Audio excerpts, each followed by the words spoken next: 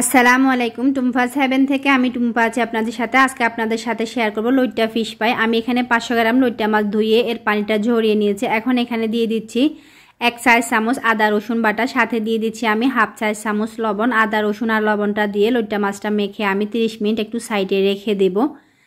মাছটা মেখে আমি 30 মিনিট সাইডে রেখে দিয়েছি। এখন এখানে আমি নিয়ে নিচ্ছি মাছটা যে ফ্রাই করব, এর জন্য ব্যাটারটা তৈরি করার জন্য দিয়ে দিলাম এখানে 1 কাপ ময়দা, সাথে দিয়ে দিলাম 1/2 কাপ চালের গুঁড়া।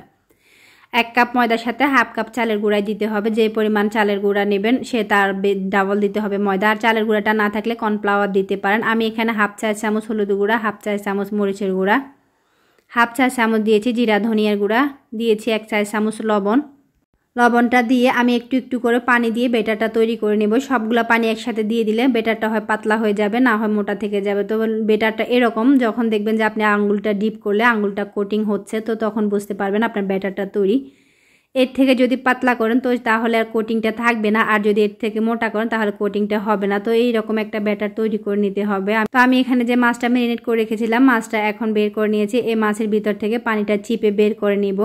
এই মাছটা কিন্তু লবণটা বুঝে দিবেন। লইট্টা মাছটা একটু সামুদ্রিক মাছ, লবণটা বেশি দিলে নোনতা লাগে, তো অবশ্যই লবণটা সেক্ষেত্রে হিসেব করে দিবেন, খুব বেশি লবণ দিবেন না আবার।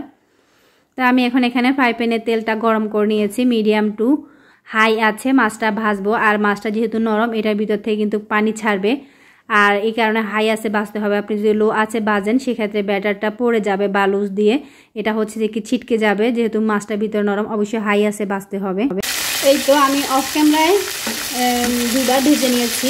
তো প্রথমে যেগুলো দিয়েছিলাম সেগুলো ভাজা হয়ে গেছে, পরে এখন এগুলো দিচ্ছি। এখন আমি এটা হাই আছে একটু উল্টি ফাল্টে দিয়ে উলট পালট করে একটু করতেছি, লালচে করে ভেজে নিব এটা।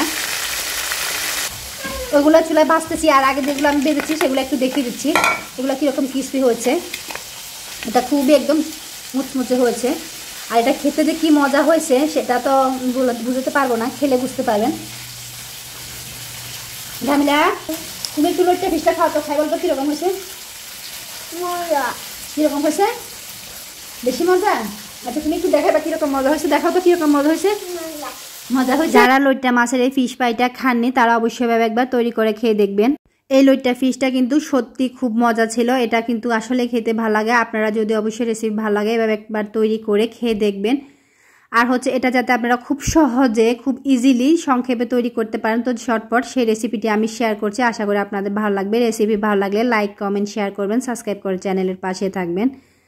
আর যদি ফেসবুক পেজ থেকে দেখে থাকেন অবশ্যই পেজটাকে ফলো দিয়ে রাখবেন। পরবর্তী রেসিপি দেখার আমন্ত্রণ জানিয়ে আজকের মতো এখানেই বিদায় নিচ্ছি। আল্লাহ হাফেজ।